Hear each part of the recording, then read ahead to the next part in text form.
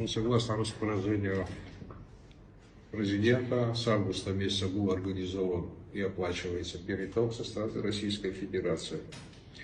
Значит, мы с руководством Минбургэса выработали, составили график наполнения, сработки и выработки вообще Минбургэса. В силу того, что мы со своей стороны, я имею в виду, в общем, со стороны Абхазии, как уменьшение потребления в республике, так и организация перетока на сегодняшний день и плюс выполнение договорных обязательств, которые они взяли на себя. На сегодня это существенная разница в уровне воды 47 метров плюсом, дает более или менее какие-то радужные перспективы к концу этого года.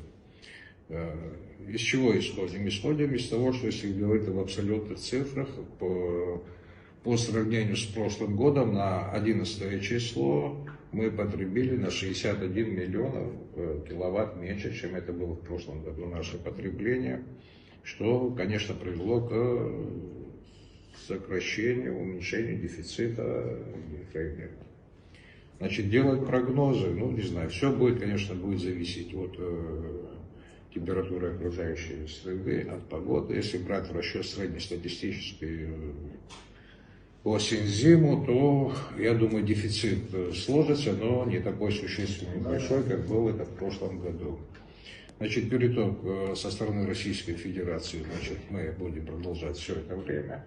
Это значит, и в сентябре мы его осуществляем, и октябрь, и ноябрь, и декабрь месяц. Стоимость, конечно, киловатт-час очень большая в сравнении с нашим сегодня существующим тарифом.